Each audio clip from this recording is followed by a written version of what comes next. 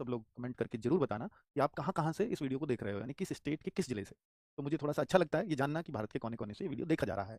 चलो अब बात करते हैं भाई, मैं जो स्पेशली इस वीडियो को लेकर के आया हूँ, मैं ये दिखाने लाया हूँ कि कुछ शिफ्ट में और कुछ में नहीं, सिर्फ़ एक शिफ्ट ऐसी है, जिसमें बच्चों के मार्क्स नॉर्मलाइज़ेशन में घटे भी हैं। मतलब नॉर्मलाइज़ेशन में अक्सर ये हो माना जाता है कि मेरे को नॉर्मलाइज़ेशन मिला, मेरे को नॉर्मलाइज़ेशन इतना ही मिला, मेरे को नॉर्मलाइज़ेशन इतना ही मिला। लेकिन आप उनका सोचिए कि किसी को नॉर्मलाइज़ेशन नुकसान करके भी जाता है, और नुकसान सिर्फ़ एक शिफ्ट में किया है। जो अभी तक जो जारी आंकड़े हैं, जो अभी तक हमने डेटा देखा है, उस हिसाब से मैं ये डेटा बता रहा हूँ आपको। और एक ही शिफ्ट, जैसे मान लीजिए आपकी 20 की सेकंड शिफ्ट है, तो ऐसा भी नहीं है कि 20 की सेकंड शिफ्ट में सबके बराबर मार्क्स बढ़े हैं। मान लो किसी के 5 बढ़े हैं, तो किसी के 7 भी बढ़े हैं और किसी के 2 भी बढ़े हैं। सर ये कैसे हो सकता है? मतलब सेम शिफ्ट में बच्चा बैठा है, किसी के 7 बढ़ जाएँगे और किसी के 2 नंबर बढ़ेंगे। ये तो बहुत गलत बात है। इसी को नॉर्मलाइज़ेशन कहते हैं। जबकि होना ये चाहिए था कि सबके बराबर बढ़ते। तो फिर एक जस्टिफिकेशन होता है। और ऐसा क्यों होता है? फिर किन बातों का हमें ध्यान रखना चाहिए कि हमारे मैक्सिमम बढ़े नॉर्मलाइज़ेशन में? अगर ऐसा तो नहीं है कि भाई देखो कोई शिफ्ट हार्ड आई है उसमें तो ज़्यादा जाएगा ही सबसे। लेकिन हार्ड वाली शिफ्ट में मान लीजिए 15 मिले किसी को नॉर्मलाइज़ेशन के, तो किसी को 13 भी मिलेंगे, किसी को 14 भी मिलेंगे, किसी को 12 भी मिलेंगे। इससे नीचे तो शायद ही आएगा। ठीक है? और आपको 15 ही मिले, इसके लिए क्या कर सकते हैं हम? तो ऐसा संभव है क्या कि इस पे कुछ काम किया जा सकता है क्या? तो मैं वो सारे जवाब आपको इस वीडियो में देने वाला हूँ। समझ में आई बात? ठीक है, कि हम किस पॉइंट ऑफ व्यू पे इस वीडियो को लेकर के आए हैं, और बाद में मैं आपको कुछ फिजिकल की तैयारी के हिंट्स देकर के जाऊँगा कि किन लोगों को फिजिकल की तैयारी करनी चाहिए और किन लोगों को, मतलब जिनको फिजिकल के लिए हेल्प की ज़रूरत है, तो उसके लिए मैं क्या कर सकता हूँ। वो भी क्योंकि फिजिकल और मेडिकल मैं चाहता हूँ कि वो भी मैं ही आपका करवा पाऊँ।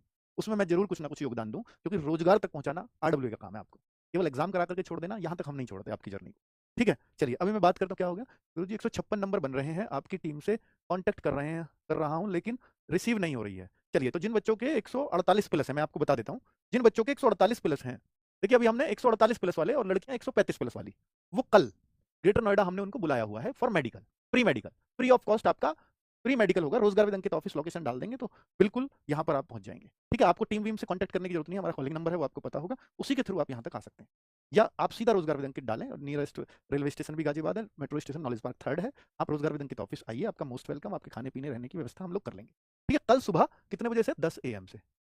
और क्योंकि प्री मेडिकल कराएंगे, एसएससी जीडी के मेडिकल में जितनी भी चीजें होती हैं, वो सब कुछ चेक करेंगे, आपको संतुष्ट करके आपकी रिपोर्ट बना करके भेजेंगे आपको। ठीक है, ताकि आपको ये डाउट ही ना रहे कि मैं मेडिकल में भी रह सकता हूँ, क्योंकि फिजिकल और मेडिकल एक्सपेक्टेड है कि इस बार भी साथ साथ ही होंगे।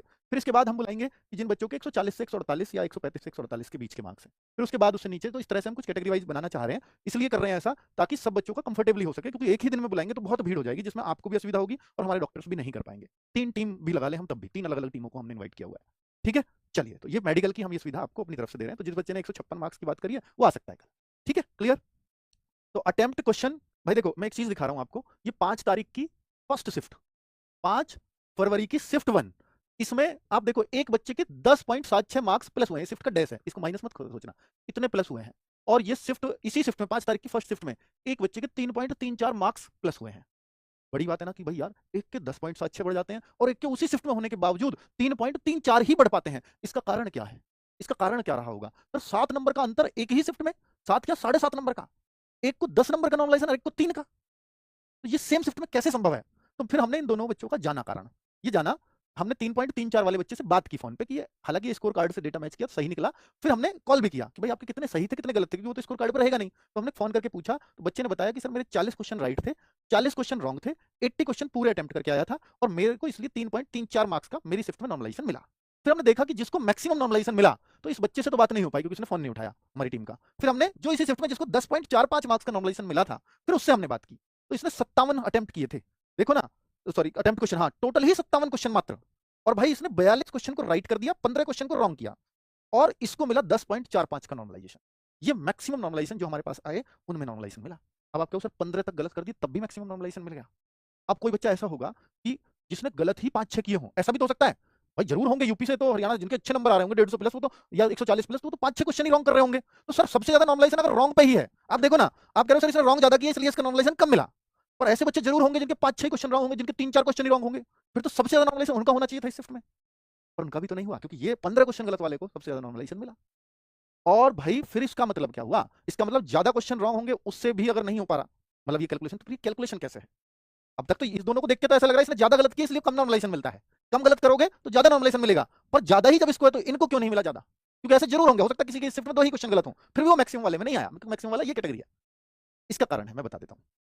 इसका कारण है कि इस बच्चे ने उन उन क्वेश्चंस को भी अटेम्प्ट किया जिनको नॉर्मल बच्चे छोड़ रहे थे, जो अधिकतर बच्चों ने छोड़े। इसने कुछ क्वेश्चनों को उनको भी अटेम्प्ट किया। नॉर्मलाइजेशन में इस बात का भी फर्क पड़ता है कि आपने, अब आप कहोगे सर ऐसे कैसे पता चलेगी? इसलिए ये पता ही नहीं चल सकता कि भाई कौन से क्वेश्चन सब छोड़ रहे हैं, इस बात का तो आपको एग्जाम देते टाइम नहीं पता चलेगा। पर नॉर्मलाइजेशन इस प्रक्रिया पे काम करता है कि आपने उन क्वेश्चंस को भी अटेम्प्ट कर दिया गया हो आपके द्वारा जिसको बहुत सारे लोग नहीं अटेम्प्ट कर रहे थे या गलत कर रहे थे, तो फिर उसका नॉर्मलाइजेशन में आपको फायदा देखने को मिलता है। तो ज्यादा गलत करना नॉर्मलाइजेशन में नुकसान करता है, ये बात बिल्कुल सही नहीं है। ठीक है, तो ये अब मैंने आपको क्लैरिटी दी है, तो इस बात का बिल्कुल भी पता नहीं लगाया जा सकता कि एग्जाम देने के बाद कि मेरे को नॉर्मलाइजेशन मैक्सिमम मिलेगा मेरी शिफ्ट में या कम मिलेगा। ठीक है, तो इसलिए इस बात का तो दिमाग से निकालना ही पड़ेगा, ये तो ईश्वर भरोसे ही चलेगा नॉर्मलाइजेशन। अब बात करता हूं एक और शिफ्ट का एग्जांपल 25 की थर्ड, जिसमें हर बच्चे के मार्क्स घटे। देखो आपको भी ऐसा भी हो सकता है इसी शिफ्ट में इतने के बीच ही मिल रहे होंगे सबको नॉर्मलाइजेशन में, इससे कम शायद ही कोई हो क्योंकि वो हमारे पास डेटा नहीं है, इससे ज्यादा शायद ही कोई हो। लेकिन 25 की थर्ड शिफ्ट में सारी शिफ्टों का नहीं करूंगा मैं, कुछ शिफ्टों का एनालिसिस लेकर के आया हूं आपके सामने, तब का बताऊंगा तो बहुत टाइम लगेगा। एक 25 की थर्ड शिफ्ट जिसमें सबसे ज्यादा बच्चे को नॉर्मलाइजेशन ने नुकसान किया, इसमें एक भी बच्चा हमें ऐसा नहीं मिला जिसके नहीं घटे। हर बच्चे के मार्क्स घटे। आप तो आपके सर मेरे 2 ही बढ़े, मेरे 1 ही बढ़ा है, तो भी खुश नसीब हो आप, इसमें तो घटे हैं सबके। अब तक हम मानते थे कि एसएससी में घटने वाला नॉर्मलाइजेशन लगता ही नहीं है, घटने वाला लगता ही नहीं है, और ये आप देख रहे हो यहां घटने वाला लग रहा है। अब आप देखो कि मिनिमम नॉर्मलाइजेशन इसमें 6.55, मतलब ये तो इतना तो प्लस मार्क्स नेगेटिव, ये नेगेटिव है भाई, माइनस में है ये। मिनिमम, एवरेज नॉर्मलाइजेशन और मैक्सिमम नॉर्मलाइजेशन। हाँ, एक बच्चा तो जीरो मैक्सिमम, यानी ऐसा भी कुछ बच्चों का है जिसका ना घटा ना बढ़ा, ऐसा, क्योंकि वो जीरो वाला लगाते हैं। फिर उसके नीचे कुछ उन क्वेश्चनों को जिनको सभी अटेम्प्ट कर दे रहे हैं, तो फिर उसके एवरेज से बिलो चला जाता है, तो भाई वो उस हिसाब से उन्हें कैलकुलेट किया, तो सबसे ज्यादा जो नुकसान हुआ इस बच्चे को हुआ, यानी इस शिफ्ट में सबसे ज्यादा नुकसान 6.55 का भी है। यानी जो बच्चे के मार्क्स बन रहे थे उसमें इतने कम, 6.5 नंबर तक कम हुए हैं। अब इसको देखो, इस शिफ्ट में जितने मार्क्स बन रहे थे इसमें इस बच्चे के 3.38 तक भी कम हुए हैं, और ये एवरेज नॉर्मलाइजेशन करीब ऐसा बन रहा है इसमें, मतलब 3-4 नंबर हर बच्चे के लगभग कम हो रहे हैं। एवरेज इसलिए निकाल दिया मैंने कि लगभग हर बच्चे के नंबर 3-4 कम हुए ही हैं इस शिफ्ट में, मैक्सिमम 6 तक हुए हैं। और जिसका ऐसा भी है, कुछ बच्चे हैं जिनका 1 भी हुआ होगा, जिनका 0 भी हुआ है, मतलब कोई घटत बढ़त हुई नहीं। ऐसे भाग्यशाली भी इस उसमें है। शिफ्ट ये सबसे आसान थी, ये तय है, क्योंकि इसमें ही ऐसा हुआ है। अब आप बात करते हैं कि भाई जिसके साथ सबसे ज्यादा घाटा हुआ उसने क्या किया, 58 राइट किए, 21 रॉन्ग किए, 79 अटेम्प्ट किए थे। जिसके साथ एवरेज घाटा हुआ, इसको एवरेज घाटा बोलूंगा मैं क्योंकि एवरेज इतने का आ रहा है, ये लेना चाहिए था वैसे कायदे में, क्योंकि मैक्सिमम नॉर्मलाइजेशन ये था। तो 68 इसके राइट है, 12 इसके रॉन्ग है, तो 3.38 का इसको नुकसान है। लगभग सबका ऐसा ही हुआ है इस शिफ्ट में, समझ गए। तो भाई ये शिफ्ट से किसी को अगर कोई परेशानी हो कि भाई मेरा घटा क्यों, तो इस शिफ्ट में सबके घट रहे हैं, तो इसलिए बहुत टेंशन लेना मत, सबको इस शिफ्ट को सबसे आसान माना गया था। चलो अब बात कर लेते हैं, अभी मानते कैसे आसान, भाई जिस शिफ्ट में सबसे ज्यादा नंबर बच्चे पा रहे होंगे उस शिफ्ट को सबसे आसान मान लिया। तो ये एक तरीका होता है जो उस लेवल पे चेक होती है चीजें, क्योंकि उनके पास सबकी कॉपियां हैं। हम हमारे पास गूगल डेटा दोगे तो भी लिमिटेड बच्चे दे पाओगे, सब तो एक एक बच्चा तो नहीं भर सकता। 25 लाख ने एग्जाम दिया, 25 लाख गूगल फॉर्म तो आ ही नहीं सकते। हम जो सारी कैलकुलेशन करेंगे, आप ज्यादा से ज्यादा 1 लाख बच्चे गूगल फॉर्म भर देंगे, उस 1 लाख पे कैलकुलेशन हो सकती है, पर इनके पास सभी बच्चों का डेटा है, तो उस हिसाब से एवरेज निकलता है। ठीक है, तो अभी हम देखें कि किस शिफ्ट में कितना नॉर्मलाइजेशन मिला है, मैक्सिमम क्या है, और उस शिफ्ट में एवरेज कितना नॉर्मलाइजेशन मिला है उसको जानेंगे। 4 फरवरी की फर्स्ट शिफ्ट में मैक्सिमम नॉर्मलाइजेशन ये मिला, और शिफ्ट 2 में इतना मिला, शिफ्ट 3 में इतना मिला, माइनस इसमें कुछ नहीं हुआ, और एवरेज नॉर्मलाइजेशन करीब करीब मैक्सिमम इतना था, मैक्सिमम लिख दिया, देखो मैक्सिमम ये रहा, मैक्सिमम नॉर्मलाइजेशन 4.6 का, एवरेज सबका तो 4.5 नंबर के आसपास आप देखो 4 फरवरी की शिफ्ट में सबको मिल रहे होंगे। 4 फरवरी की सेकंड शिफ्ट में सबको करीब 8 नंबर मिल रहे हैं, मैक्सिमम इसमें 12.79 तक भी मिले हैं। 4 फरवरी की थर्ड शिफ्ट में मैक्सिमम 7.63 तक मिले हैं हमारे पास डेटा जो है। अब देखना आपको कितना मिला है, और एवरेज इतना मिला है इस शिफ्ट में। 5 फरवरी की तीनों शिफ्टों में देखूं तो 10.76 मैक्सिमम है 5 फरवरी की फर्स्ट शिफ्ट में, 6.9 इसमें एवरेज है, जो सब बच्चों को एवरेज जो निकाला है। 12.62 मैक्सिमम है, 7.5 देखो कितना एवरेज से भी कितना फालतू हो जाता है कभी कभी, 7.5 और वो 12.6, करीब 5 नंबर ज्यादा मैक्सिमम वाला कभी कभी ऐसे ले जाता है 12। और इस मैक्सिमम का किसी को नहीं पता होता, कोई कहने लगे कि मैं कुछ ऐसे क्वेश्चन अटेम्प्ट करूं जो मेरे को मैक्सिमम नॉर्मलाइजेशन मिले, वो किसी को कोई पता ही नहीं कर सकता, क्योंकि आपको भी नहीं पता ना किस क्वेश्चन को बच्चे ज्यादा टच करेंगे और किसको कम, मैं उस पर ज्यादा जोर मारूं जिसको कम टच करेंगे, तो फिर तब वो बनती है ऐसी बात, वो हो ही नहीं सकता, वो मुझे पता ही नहीं किस क्वेश्चन को बच्चे कम करेंगे, है ना। आपको कई बार लगता होगा कोई क्वेश्चन हार्ड है और आपने उसको अटेम्प्ट कर दिया, आपको कई बार ऐसी फीलिंग आती है रीजनिंग में सीरीज बहुत मुश्किल है, और आपने सॉल्व करके पता लगा लिया कि यार ये तो कोई कर ही नहीं पाएगा, पर मैंने कर दिया, तो आपको नॉर्मलाइजेशन में फायदा होगा। समझ में आई ये बात कि कैसे क्लैरिटी आती है, तब ऐसा थोड़ा बहुत अंदाजा अपना लगा सकते हो बस मैक्सिमम की तरफ। तो 6 फरवरी की थर्ड फर्स्ट शिफ्ट 10.17 मैक्सिमम है, सॉरी एवरेज है, 11.36 इसमें जो है मैक्सिमम मिले हैं। शिफ्ट 2 में 6 फरवरी को 14.36 मैक्सिमम है, अब देखो यहाँ कितना फर्क है, एवरेज इसमें 3-4 का है, और मैक्सिमम एक बच्चे को 14.36 हो सकता है, इसमें थोड़ा मुझे नहीं लगता कि इतना फर्क रहता होगा, पर इसमें हो सकता है ये डेटा से चेक ना किया हो या किसी ने गलत शिफ्ट भर दिया हो सकता है, और स्कोर कार्ड से मैंने बोला था टीम को मैच कर लेना, पर हो सकता है इसमें टीम से गलती हुई हो, क्योंकि इतना नंबर 10-11 नंबर का तो नहीं हो सकता भाई, 5-7 का तो नजर आ रहा है। शिफ्ट थर्ड 15 नंबर और ये 8.14, ये एवरेज मिला इसमें और 15 नंबर मैक्सिमम मिले। तो ऐसे आप हर शिफ्ट का देख सकते हो कि कितना जो है एवरेज नॉर्मलाइजेशन आपकी शिफ्ट में, सबको इसके इर्द गिर्द मिल रहे होंगे अपनी शिफ्टों में, चेक कर लेना। और देखो ये बाकी की शिफ्ट हो गई, सबको लगभग इस रेंज में मिल रहे होंगे अपनी शिफ्टों में, और ये मैक्सिमम नॉर्मलाइजेशन आपकी शिफ्ट में ये है। क्लियर? मुझे ये जानकारी आपको देनी थी। तो मैं एक-एक शिफ्ट का तो अब नाम क्या ही लूँगा। तो अब आपको ये देख लीजिए कि मेरी शिफ्ट में मैक्सिमम नॉर्मलाइज़ेशन क्या मिला, मेरी शिफ्ट में एवरेज नॉर्मलाइज़ेशन क्या है, तो आपका जो नॉर्मलाइज़ेशन होगा लगभग इसके इर्द-गिर्द होगा। किसी एक आध विरले को ऐसा भी नॉर्मलाइज़ेशन आपकी शिफ्ट में मिला है। और ये भी सेम चीज़ है, एवरेज नॉर्मलाइज़ेशन ये है, किसी एक आध विरले को ऐसा भी नॉर्मलाइज़ेशन मिला है। ठीक है? चलो, अब मैं आपकी बातें करता हूँ। ये नॉर्मलाइज़ेशन के ऊपर मुझे वीडियो बनाना था, जिससे आपको एक क्लैरिटी रहे कि भाई मेरी शिफ्ट में मेरे को ठीक-ठाक ही मिला है या नहीं मिला है, कैसे है और क्या है, वो मुझे बस थोड़ी-सी क्लैरिटी आपको देनी थी। जिससे बच्चे संतुष्ट रहें। बहुत सारे बच्चों के मैसेजेस थे, सर मेरे क्यों घट गए नॉर्मलाइज़ेशन में ये वो। तो आपकी शिफ्ट में सबके ही घटे हैं।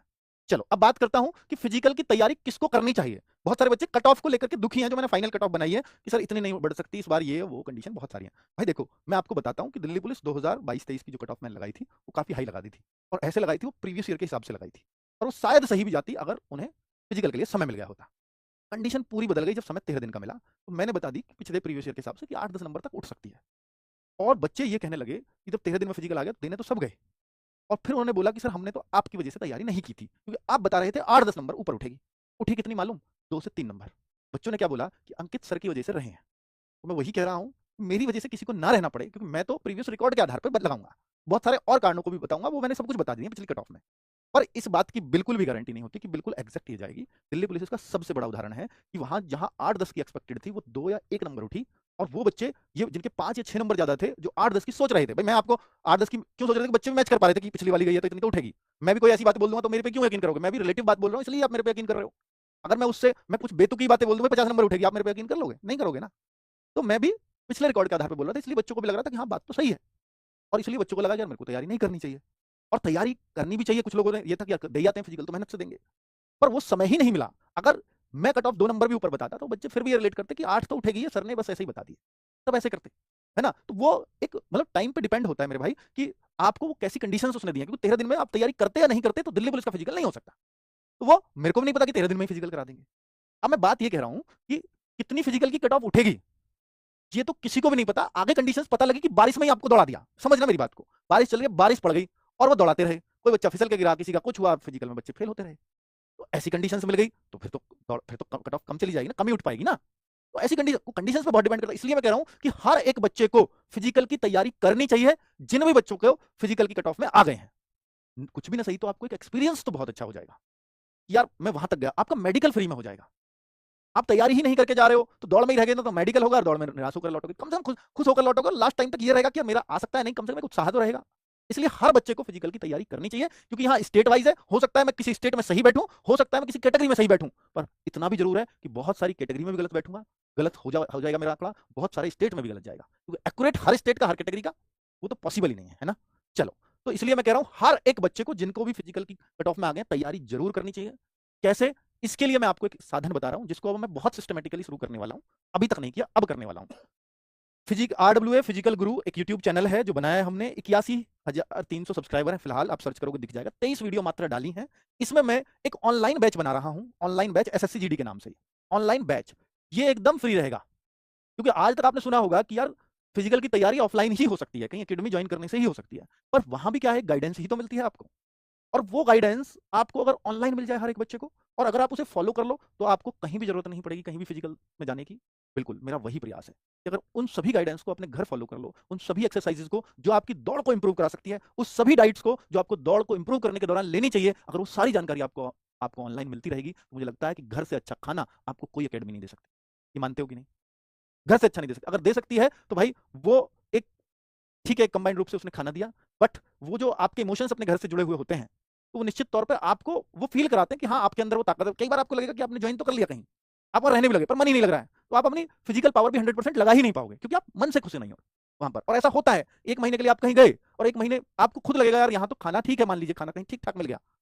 पहली बात तो संतुष्ट नहीं होता कोई बच्चा किसी भी खाने से, कैसा भी खाना दे दो, पर मान लो खाना ठीक ठाक मिल भी गया, फिर आप मन से दुखी हो, मन नहीं लग रहा, वो नहीं है, ये नहीं है, ऐसा नहीं है, वैसा नहीं है, तो फिर आपको फिर दिक्कत होगी, फिर आपको 100% वहां भी नहीं दे पाओगे। लेकिन घर से काम किया जा सकता है। तो मेरे भाई ऑनलाइन बैच हम SSC GD के लिए ला रहे हैं, फ्री ऑफ कॉस्ट होगा। हम ये भी कोशिश करेंगे कि जो बच्चा यहाँ आना चाहे कि नहीं है मुझे तो सामने से गाइडेंस लेनी है, तो हम यहाँ भी ऑफर कर रहे हैं। ग्रेटर नोएडा में आपको आना होगा, खुद रहने का खाने का इंतजाम, यहाँ हॉस्टल्स बहुत हैं, खुद ही देखना होगा, हमारे पास कोई हॉस्टल्स नहीं है।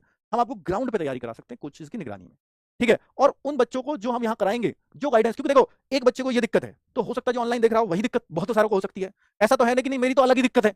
भाई अगर आप मैं 50 बच्चों को यहाँ दौड़ाऊं, इनमें मान लो 10 बच्चों को दिक्कतें आई, मान के चलना, तो उन 10 की वही दिक्कतें होंगी जो घर बैठे देख रहे हैं, उनसे अलग कोई दिक्कत मिलती ही नहीं है, सबकी कवर हो जाएंगी उन 10 में। जो भी आप क्वेश्चन पूछना जा रहे होगे उन 10 के माध्यम से आपको पता चल जाएगा। तो उन 10 के लिए हम अलग-अलग वीडियोस बनाएंगे और जो स्टेप वाइज होंगी, एक क्लास के टाइप होंगी। अगर आप वो देखोगे वो इंप्रूव आपका होना शुरू हो जाएगा। क्या एक्सरसाइजेस करनी है, डेली आपको कराई जाएगी और आपके साथ हो सकता है लाइव होकर कराएं, आपको हो सकता है रिकॉर्डेड वीडियोस के थ्रू पता चले। तो ये आपको ये दिखाएंगे कि वो 7 दिन के अंदर उसकी प्रोग्रेसिव रिपोर्ट क्या है, जो हमारे पास होंगे बंदे। हम दिखाएंगे कि ये बंदा आज ऐसे दौड़ा, 7 दिन हमने ये एक्सरसाइज कराई, आप घर पे कर रहे होगे। आप खुद वो फीडबैक दोगे कि सर 7 दिन बाद समय देखा हमने और मेरा इतना समय घट गया इस एक्सरसाइज की बदौलत। वो सब करने वाले हैं क्योंकि एक्सरसाइज से आपकी स्ट्रेंथ बहुत इंप्रूव हो सकती है, जो आपको नहीं पता। बहुत सारे बच्चे, मैंने पहले भी बोला, बहुत सारे बच्चे 6 दिन एक्सरसाइज करते हैं, 1 दिन दौड़ते हैं, और एक बच्चा पूरे 6 दिन दौड़ा है।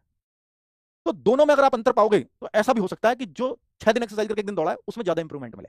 ये पॉसिबिलिटी है और ये प्रूव करके भी दिखाएंगे आपको। ठीक है भाई, ये है या नहीं है? ठीक है, क्योंकि जो बच्चा यहाँ आया होगा वो अपना फिजिकल जल्दी से जल्दी अच्छा करना चाहेगा, 1 महीने के लिए बुलाएंगे, ज्यादा से ज्यादा यहाँ बुलाएंगे तो किसी को 1 महीने में करके देंगे उसको। तो वो ऐसा तो है नहीं कि वो अपना जोर कम लगाए या हम वीडियो बनाने के लिए उससे कह दें भाई तू कमजोर लगे तो थोड़ा ज्यादा लगे, इससे तो सबका नुकसान कर रहे होंगे हम। अब इतना बड़े होकर के इतना बड़ा आप लोगों ने बनाया तो हम ऐसी झूठी चीजें परोसेंगे, ऐसा तो आप विश्वास कर सकते हो आरडब्ल्यू पे कि ऐसा तो कभी नहीं हो सकता कि हम वीडियोज पे कि गलत इन्फॉर्मेशन आपको दे दें और किसी बच्चे का नुकसान कर दें। ये बच्चे का फायदा हो, इसी वजह से ये चैनल बन रहे हैं। ठीक है, तो आपको यहाँ फिजिकल गुरु चैनल पे भी आरडब्ल्यू के पे आप जब देखोगे तो बहुत फायदे होने वाले हैं। अब बहुत जल्दी हम उस तरह की क्लासेस जैसी चाहते हैं कि रोज एक ऐसी वीडियो बच्चों को मिले जिससे उसको भी लगे कि मैं अपना फिजिकल घर बैठे सुधार सकता हूँ। ऐसे ही हम दिल्ली पुलिस में भी करने वाले हैं, वहाँ लॉन्ग जंप हाई जंप के लिए भी टिप्स रहेंगे ताकि बच्चे को सारी चीजें घर बैठे सही हो सकें, क्योंकि ये संस्था ऑनलाइन है और ऑनलाइन अगर हम हर चीज की आपको तैयारी करा दें तो इससे बेस्ट कुछ नहीं हो सकता। बस ये वही सोच है। थैंक यू वेरी मच, नमस्ते।